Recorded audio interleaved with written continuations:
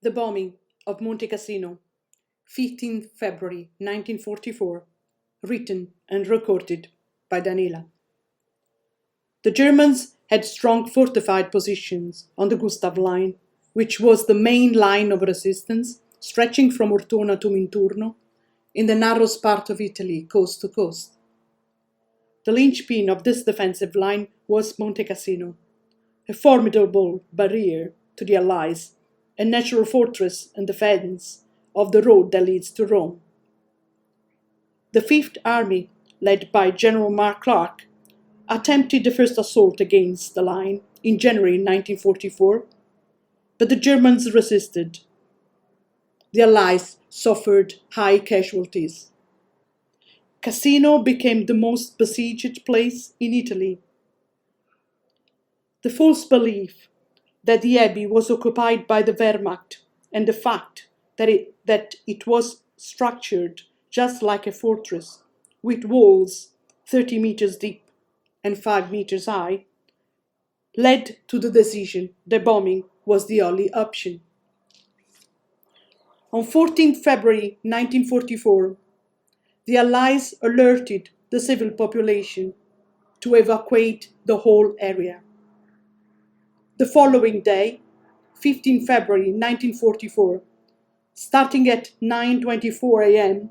in two successive waves, the ancient monastery was almost completely obliterated. In the first wave, under 42 B-17s, the flying fortresses, from the 13 strategic forces stationed at Foggia, dropped 253 tons of high explosives. In the second wave, 47 B-25 Marauders and 40 B-24 Mitchells from the Mediterranean Air Force unloaded a further 100 tons of bombs, beginning at 1 p.m.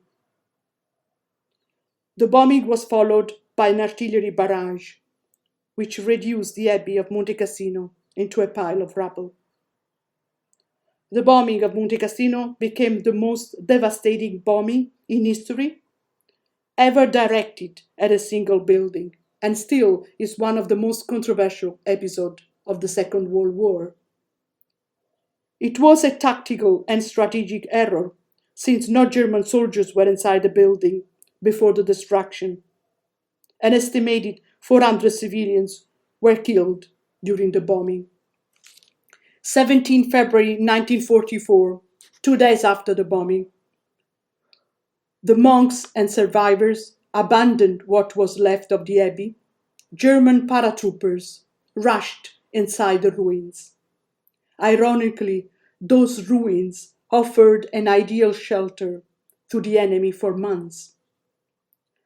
The liberation of the monastery would have to wait until the 18th of May 1944, when the Allies finally broke the Gustav Line, opening the road to Rome.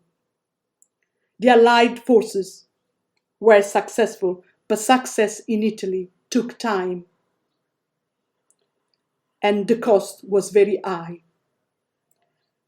After the war, it was quickly decided that the monastery would be reconstructed in its entirety. During my tours, people often ask me, why did you rebuild the monastery first instead of the houses? My reply is that the heart of any Italian was at Monte Cassino. Monte Cassino became the symbol of the destruction of our country, and we wanted to restart the reconstruction of Italy exactly from here. Work began in 1946, with the rubble being carefully sifted and catalogued so that as much of the original fabric of the building could be incorporated into the reconstruction. It would finally be reconsecrated by Pope Paul VI in 1964. Today, high on its hill, in the beautiful surroundings of the Liri Valley, it is easy to forget that just 77 years ago, the great Abbey of Monte Cassino was a hulking ruin. Our duty is to remember what happened and pass the history to the next generation. The bombing of Monte Cassino, 15th February 1944, written and recorded by Danila.